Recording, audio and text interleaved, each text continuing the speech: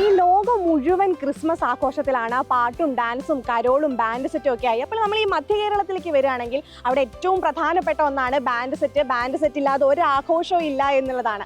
അപ്പോൾ ഈ ബാൻഡ് സെറ്റുകളിൽ തന്നെ കിങ് ഓഫ് ബാൻഡ് സെറ്റ് എന്നറിയപ്പെടുന്ന രാഗദീപത്തിനൊപ്പമാണ് നമ്മൾ ഇന്നുള്ളത്. അവരുടെ പെർഫോമൻസുകളും അവരുടെ ലൈവ് പെർഫോമൻസുകളെല്ലാം സോഷ്യൽ മീഡിയയിൽ വൈറലാണ്. അവരുടെ ആശാനായിട്ടുള്ള വത്സേട്ടനും നമ്മളോടൊപ്പം ഇന്നുണ്ട്. അപ്പോൾ നമുക്ക് ഈ ക്രിസ്മസിൽ അവരുടെ വിശേഷങ്ങളാണ് നമ്മൾ ചോദിച്ചറിയുന്നത്.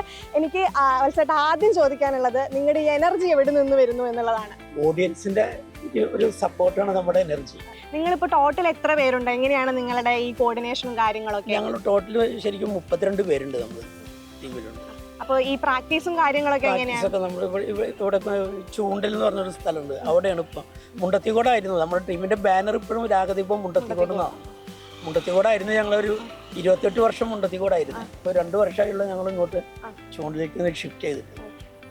എന്തൊക്കെയാണ് ഈ വാദ്യോപകരണങ്ങൾ ഏതൊക്കെയാണ് ഇതിലുള്ളത്? ഇതിൽ ഏറ്റവും മെയിൻ ആയിട്ടുള്ളത് ക്ലാരിനെറ്റ്, ട്രംപറ്റ്, എഫോണിയം, അതൊക്കെ നമ്മൾ വിൻഡ് ഇൻസ്ട്രുമെന്റ്സ്. മറ്റു പിന്നെ rhythm instruments, side drum, dhol, thavil, roto drum, ഇത്ര ഇൻസ്ട്രുമെന്റുകളാണ് നമ്മൾ ബാൻഡിൽ സാധാരണയായിട്ട് ഉപയോഗിക്കുന്നത്. ഈ രാഗദീപത്തിന് നമ്മൾ എപ്പോഴും പരിശോധിക്കുകയാണെങ്കിൽ അതിൽ ഏറ്റവും വെറൈറ്റി ആയി നിൽക്കുന്നത് സോങ് സെലക്ഷൻ ആണ്. ഇപ്പോൾ ഈ മിന്നൽ വള മുതൽ ഈ ശാന്തമീ രാത്രി, ഈ പറയുന്നത് പോലെ അഴകിയ ലൈല, എല്ലാം ഹിറ്റോടെ ഹിറ്റാണ്.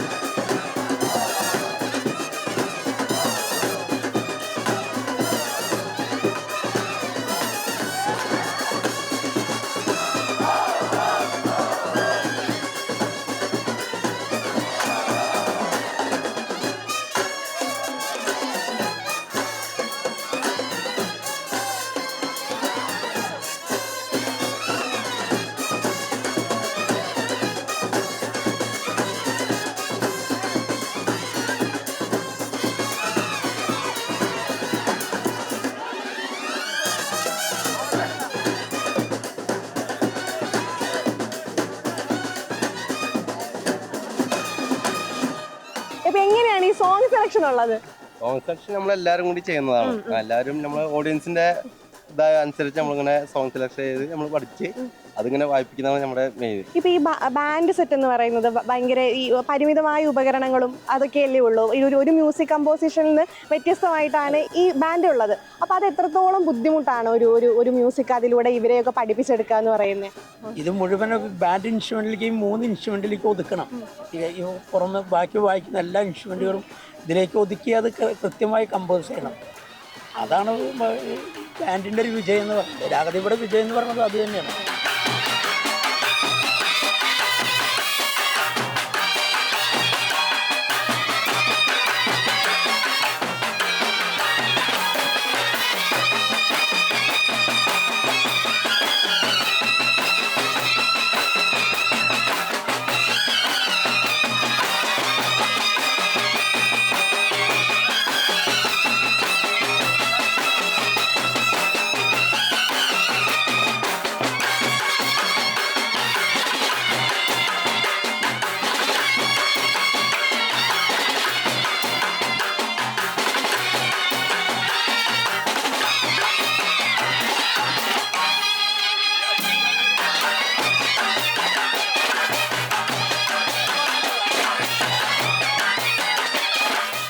ഇപ്പൊ നമുക്ക് കാണുമ്പോൾ എല്ലാവരും ഭയങ്കര ഇൻട്രോവേർട്ടായി മാറി നിന്ന് ഭയങ്കര പൂച്ചയെ പോലെയൊക്കെ നിൽക്കുന്ന ആളുകളാണ്. പക്ഷെ അങ്ങനെയല്ല, ഇവരുടെ ഒരു ലൈവ് പെർഫോമൻസ് ഒക്കെ എടുത്ത് നോക്കിയാൽ ഭയങ്കര ഫയറാണ്. അപ്പൊ ഈ ഫയർ എവിടെ നിന്ന് വരുന്നു എന്നുള്ളതാണ് നമുക്ക് അറിയേണ്ടത്. രാഗദീപത്തിന് മുന്നിൽ മത്സരം ഉണ്ടാവും, അതാണ് ഏറ്റവും വലിയ പ്രത്യേകത. അതാണ് ഏറ്റവും വലിയ പ്രത്യേകത.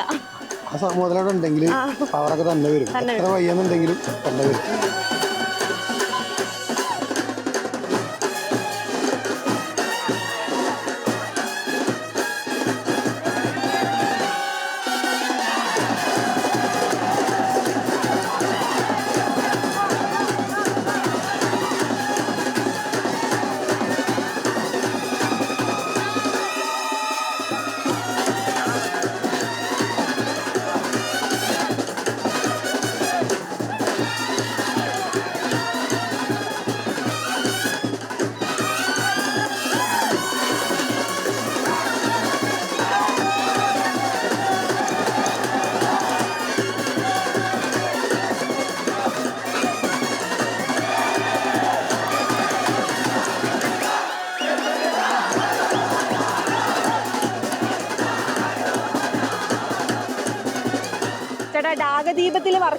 അല്ലെങ്കിൽ രാഗദീപത്തിൽ പെർഫോം ചെയ്യണമെങ്കിൽ ഒരു ഡബിൾ പവർ വേണോ എന്നാണ് പറയുന്നത്, അങ്ങനെയാണോ?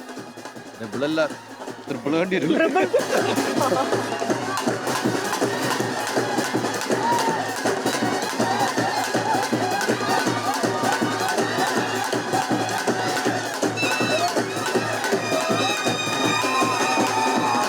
ഈ ബാൻഡ് എല്ലാത്തിലും വ്യത്യസ്തതയുണ്ട്. ഇപ്പൊ നമുക്ക് മുടിയൊക്കെ വളർത്തിയൊരു ചേട്ടനുണ്ട്. ചേട്ടാ, മുടിയുടെ രഹസ്യം എന്താ?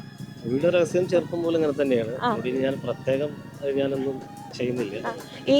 ഈ മുടി എപ്പോഴെങ്കിലും ബാൻഡിന് ഗുണം ചെയ്തിട്ടുണ്ടോ? ഒരുപാട് ഗുണം ചെയ്യുന്നുണ്ട്. ഇപ്പൊ എല്ലാവരും നമ്മളിപ്പോ ഒരു അനുകരിക്കുന്ന ഒരു ശൈലിയാണ്. എല്ലാവരും നമ്മളൊക്കെ എന്തായാലും അറിയപ്പെടുന്ന ഒരു ടീമിലാണ്. അപ്പൊ പെട്ടെന്ന് ഒരു ബാൻഡിൽ നിന്ന് കൊട്ടുമ്പോ പെട്ടെന്ന് എല്ലാവരും ഐഡന്റിഫൈ ചെയ്യും. ബാൻഡ് ഇത് മാത്രമല്ല, പരിപാടികൾ മാത്രമല്ല, സിനിമയിലും എന്തൊക്കെയോ ചെയ്തിട്ടുണ്ടെന്ന് അറിഞ്ഞു. അതെങ്ങനെയാണ്? അങ്കമാലി ഡയറീസിൽ നിങ്ങൾ വായിച്ചിട്ടുണ്ടെന്നൊക്കെ അറിഞ്ഞു. അത് ആ വരവൊക്കെ എങ്ങനെയായിരുന്നു? അങ്കമാലി ഡയറീസ് എന്ന് പറയുമ്പോൾ അത് ഞങ്ങൾ അതിന്റെ ബാക്ക്ഗ്രൗണ്ട് ചെയ്തിരുന്നത് ഞങ്ങളാണ്. ഇളമയി എന്നുള്ള പാട്ടിന്റെ പടത്തിൽ കാണാം. പിന്നെ പണി എന്ന് പറഞ്ഞ സിനിമയിൽ മുഖം കാണിക്കാനുള്ള ജോലി ജോർജിന്റെ സിനിമ ഞങ്ങൾ പക്ഷേ കാണാം.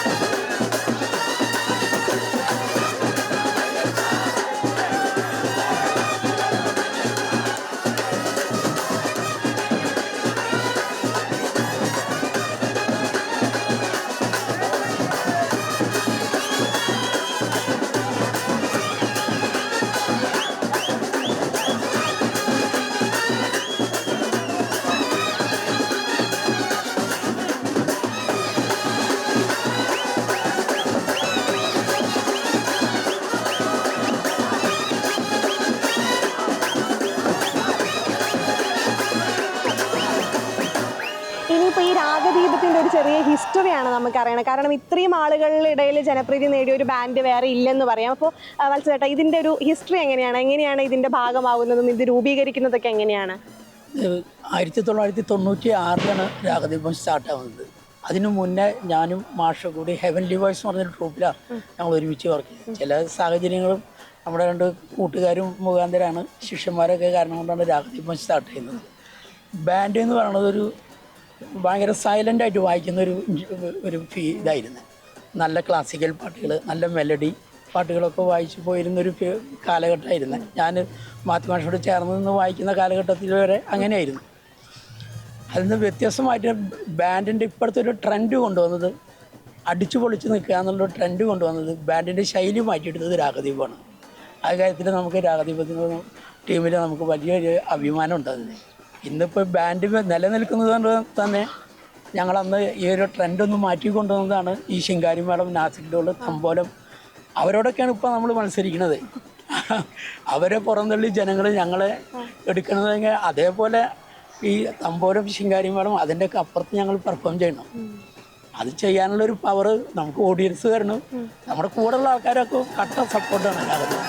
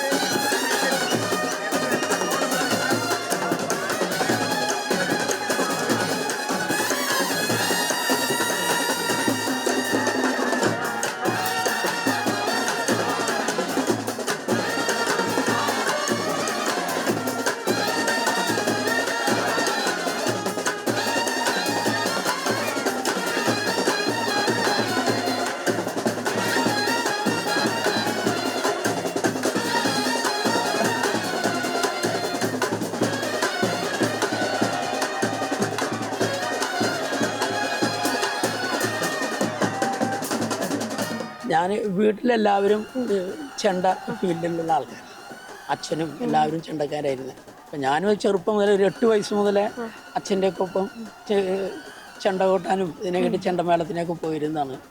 ഒരു പ്രതീക്ഷിക്കാതാണ് ബാൻഡിലേക്ക് വന്നത്. ഞാൻ 17 വയസ്സിൽ പ്രീ ഡിഗ്രി കഴിഞ്ഞ് ലബോറട്ടറി ടെക്നീഷ്യനായിരുന്നു ഞാൻ. അപ്പം അന്ന് ഈ ചെണ്ടയ്ക്ക് പോകുമ്പോൾ അന്ന് ബാൻഡ് ഉണ്ടാവും കൂടെ. അപ്പോൾ കണ്ട് ഇതിനോട് ഭയങ്കര അട്രാക്ഷനായിരുന്നു. അങ്ങനെയാണ് ഇതിലേക്ക് മാറിയത്. ഇനി എന്താണ് ഈ ടീമിന്റെ ഒരു ഭാവി പരിപാടികളും പുതിയ പരിപാടികളും? നമ്മളിപ്പോൾ ഇന്ത്യക്ക് പുറത്ത് വിദേശങ്ങളിലൊക്കെ ദുബായിലൊക്കെ ഷാർജയിലൊക്കെ പ്രോഗ്രാം കഴിഞ്ഞ വർഷം ചെയ്തു. കുന്നംകുളം പെരുന്നാൾ ദുബായിൽ പ്രോഗ്രാം ചെയ്തിരുന്നു. ഷാർജയിലായിരുന്നു. ഇത്തവണ നമ്മൾ ഫെബ്രുവരി 1, 2 നമ്മൾ ദുബായിലാണ് പ്രോഗ്രാം ചെയ്യുന്നത്. നമുക്ക് ഒഴിവില്ലാത്തതുകൊണ്ടാണ്, പുറത്ത് നാട്ടിൽ പോയി ചെയ്യാനുള്ള ഒഴിവില്ലാത്തതുകൊണ്ടാണ്. നമുക്ക് ഏറ്റവും കൂടുതൽ ആവശ്യം നമ്മുടെ നാട്ടിലുള്ള ആൾക്കാരുടെ പരിപാടികളാണ്. അവരെ സന്തോഷിപ്പിക്കുക എന്നുള്ളതാണ് ഫസ്റ്റ് പ്രയോറിറ്റി. കേരളമാണ്, നമ്മുടെ നാട് കഴിഞ്ഞിട്ടേ ഉള്ളൂ അവരെ സന്തോഷിപ്പിക്കുക. ഇപ്പൊ ഈ നമ്മളിപ്പോ ഈ വന്നത് ഈ സമൂഹ മാധ്യമങ്ങളിലൊക്കെ ഒരു 10 കൊല്ലം ആയിട്ടേ ഉണ്ടാവുള്ളൂ അതിന്റെ ഇൻഫ്ലുവൻസ് ഒക്കെ. പക്ഷെ അതിന് മുന്നേ നിങ്ങൾ എങ്ങനെയായിരുന്നു ഇവിടെ അറിയപ്പെട്ടിരുന്നതും കാര്യങ്ങളൊക്കെ?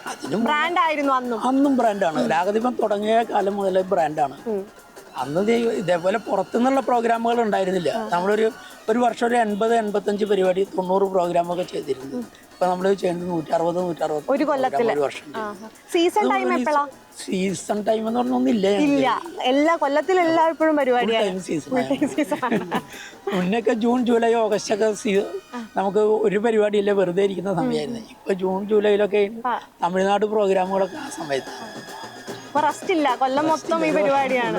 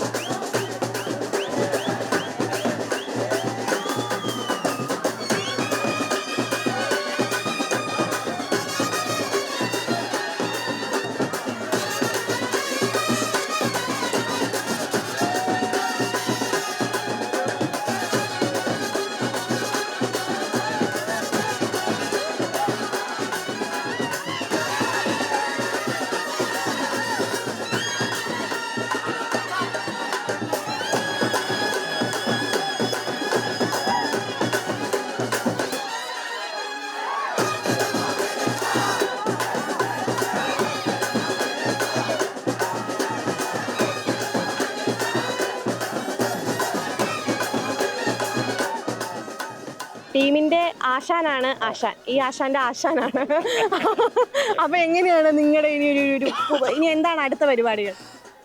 അടുത്ത പരിപാടി ഇങ്ങനെ അടിച്ചു പൊളിക്കുക, ഇങ്ങനെ പോയിക്കൊണ്ടിരിക്കും. റിട്ടയർമെന്റ് ഒക്കെ പ്ലാൻ ചെയ്യുന്നുണ്ടോ? ഇല്ല ഇതിൽ റിട്ടയർമെന്റ് ഇല്ല. അതിന് കുട്ടി അധികം പ്രായം ആയിട്ടില്ല, 53 കൊല്ലമല്ലോ, ഇനിയും ഓടാനോ. ശിഷ്യരെ പറ്റി എന്താണ് പറയാനുള്ളത്? സൂപ്പർ ശിഷ്യന്മാരാണ്. ഇതില് തുടക്കം തൊട്ട് ഞാൻ പഠിപ്പിച്ചുള്ള കുറെ പിള്ളേർ ഇതിലുണ്ട്. എല്ലാവരും അടിപൊളി, നല്ല സപ്പോർട്ടാണ്, അടിപൊളിയായിട്ട് പോയിക്കൊണ്ടിരിക്കുന്നത്. ഈ പെർഫോമൻസ് ചെയ്യാത്തവരെ വഴക്കൊക്കെ പറയുമോ? വലിയ വഴക്ക് പറയില്ല, അടിക്കും. അടിക്കും. ഞങ്ങൾ ഏകദേശം ഇത് നമുക്ക് 14 ജില്ല ഉണ്ടെങ്കിൽ ഏകദേശം ഒരു 10 ജില്ലക്കാർ ഈ ടീമിലുണ്ട്. നമുക്ക് 366 ദിവസത്തിൽ ഈ 300 ദിവസവും ഞങ്ങളുടെ ഫാമിലി ഇതാണ്. ഞങ്ങൾ വീട്ടിൽ പോക്കൊന്നുമില്ല, അത്യാവശ്യം അടുത്തുള്ള ആൾക്കാർ മാത്രമേ വീട്ടിൽ പോകുള്ളൂ. ഞങ്ങൾ എപ്പോഴും ഒരു കൂട്ടായ്മയായിട്ട് എപ്പോഴും ഞങ്ങൾ പോകുന്ന സ്ഥലത്തായിരിക്കും. ഞങ്ങളുടെ ശരിക്കും പറഞ്ഞാൽ രാഗദീപം കുടുംബം എന്ന് പറഞ്ഞാൽ അതാണ് ഞങ്ങളുടെ വീട്. ഈ ഇത്രയും പേരുടെ വീട് അതാണ്. ഈ ഇത്ര ജില്ലക്കാരെ ഒരുമിച്ച് കോർഡിനേറ്റ് ചെയ്യുന്ന ആളാണ് ഞങ്ങളുടെ പ്രിയ മുത്തുവേട്ടൻ. അത് ഈ കാരണം വെച്ചാൽ പല സ്വഭാവക്കാരാണ്. എല്ലാവരെയും കോർഡിനേറ്റ് ചെയ്യുക എന്ന് പറയണേ ആർക്കൊന്നും പറ്റുന്ന കാര്യമല്ല. എല്ലാവരും കോർഡിനേറ്റ് ചെയ്ത് ഈ ക്ലാസ്സിന് കൊണ്ടുവരാനും. ഇപ്പോൾ ഞാനൊക്കെ രാവിലെ വീട്ടിൽ നിന്ന് ഇന്നത്തെ പ്രോഗ്രാമിന് വേണ്ടിയിട്ട് രാവിലെ വീട്ടിൽ നിന്ന് 5 മണിക്ക് പോകുന്നതാണ്. അതൊക്കെ ആളാണ് ഈ കോർഡിനേറ്റ് ചെയ്ത് എല്ലാവരെയും കണക്ട് ചെയ്ത് കൊണ്ടുവരുന്നത്. അതിനൊരു ശരിക്കും പറഞ്ഞാൽ ഒരു ഭയങ്കര ഇത് തന്നെയാണ് ആളെടുക്കുന്ന റിസ്ക് എന്ന് പറഞ്ഞാൽ. പിന്നെ വത്സേട്ടൻ്റെ ഒരു എനർജി വന്നു കഴിഞ്ഞാൽ ഞങ്ങൾക്ക് ശരിക്കും പറഞ്ഞാൽ രാവിലെ കിടക്കപ്പായ നേരത്തെ കയറ്റി ഇവിടേക്ക് വന്നതായിരിക്കും. ഇവിടെ വന്ന് വത്സേട്ടൻ്റെ കൂടെ കൂടിക്കഴിഞ്ഞാൽ ഞങ്ങൾ തളർന്നു വന്ന് ഞങ്ങളൊക്കെ ഇവിടെ വന്ന് ഡബിൾ ഇരട്ടി പവറാവുക. ഈ എല്ലാവരും വത്സേട്ടൻ ഒരു അടിങ്ങ് തുടങ്ങിക്കഴിഞ്ഞാൽ പിന്നെ എല്ലാവരും ഡബിൾ ഇരട്ടി പവറായി. പിന്നെ ഞങ്ങൾ പരിപാടി തുടങ്ങണ എങ്ങനെയാണോ തീരുന്നതും ആ വെയിറ്റ് തന്നെ ആയിരിക്കും. അതിൽ പവർ കൂടുന്നതല്ലാതെ ഒരിക്കലും പവർ കുറയില്ല. അപ്പോൾ ഞങ്ങൾ സപ്പോർട്ട് ചെയ്യുന്ന എല്ലാവർക്കും രാഗദീപത്തിൻ്റെ ഒരു ബിഗ് സല്യൂട്ട്.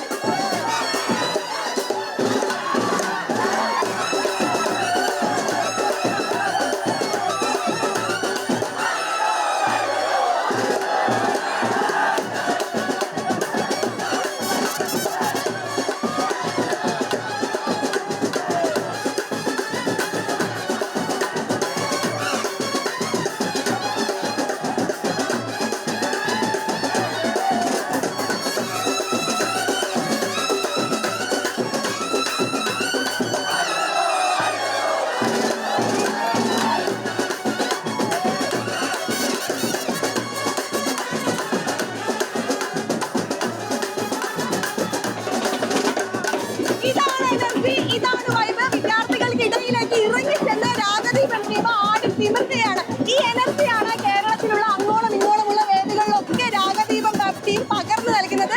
അതുകൊണ്ടാണ് ഏറ്റവും വലിയ ബാൻഡ് ടീമായി ഇന്നും രാഗദീപം ഇങ്ങനെ ആടി തിമിർക്കുന്നത്.